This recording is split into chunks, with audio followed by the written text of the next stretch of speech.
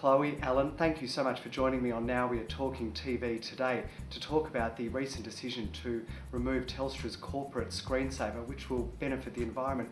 Chloe, can you please tell us about this initiative? Well, last night we replaced the multicolour screensaver with a black screensaver on all computers and laptops across Telstra. And the reason that we've done this is because it's a very good way of demonstrating how we're saving energy. And in fact, the original idea came from staff feedback.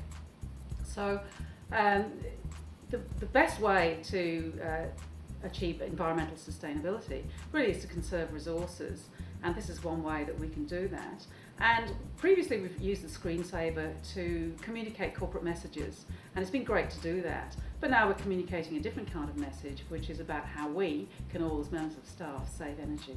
No, I think it's a really simple message that you can do very practical things to conserve resources.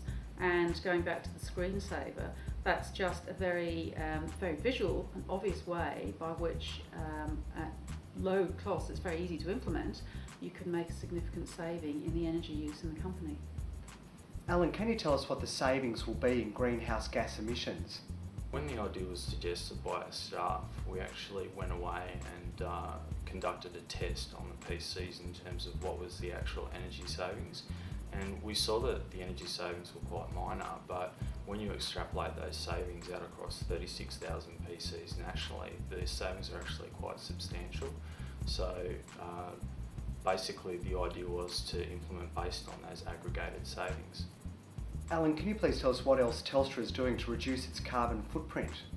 Telstra's been in the energy management space since 2000, where we've had an active energy management program to reduce energy, water and waste nationally. This financial year we will have a significant investment in projects which reduce energy, water and waste consumption, in addition to working with our construction groups around ways in which they can implement energy and water saving initiatives within their projects. Typical projects include air conditioning in terms of using economy cycles, which basically utilise free air from the outside for cooling as opposed to internal cooling. The other focus area is on lighting in terms of ensuring that we're using efficient lighting and also that it's only in use when people are in the area. Alan, can you provide us with some statistics or information on how Telstra is benefiting the environment?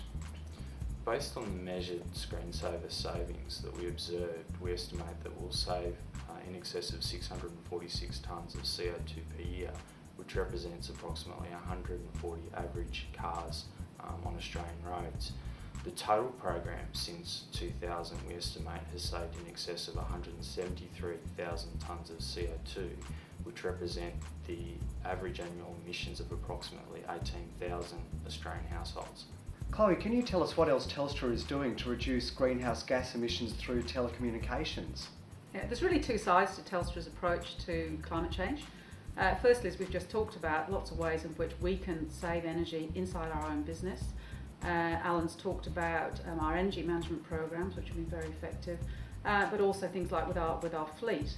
So we have, since we've introduced GPS in our fleet, we've made substantial savings by routing the vehicles more effectively, and we've also converted from our fleet from petrol to LPG, so that's also more efficient in terms of greenhouse gas emissions.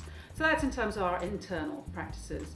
But the more important thing, I think in the long term, is that telecommunications provides a fantastic way by which greenhouse gas emissions can be reduced across the entire economy. No, I think it's quite a different approach to the current initiatives that have been undertaken in terms of looking at how telecommunications can assist other corporates reduce their emissions overall.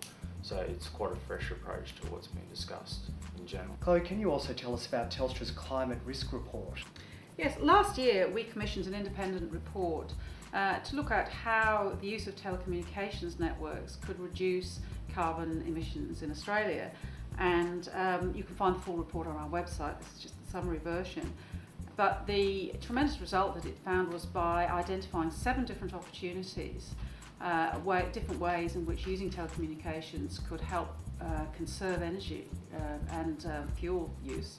that it would be possible to reduce Australia's CO2 emissions by the equivalent of around 5% a year, and obviously that's a very significant result.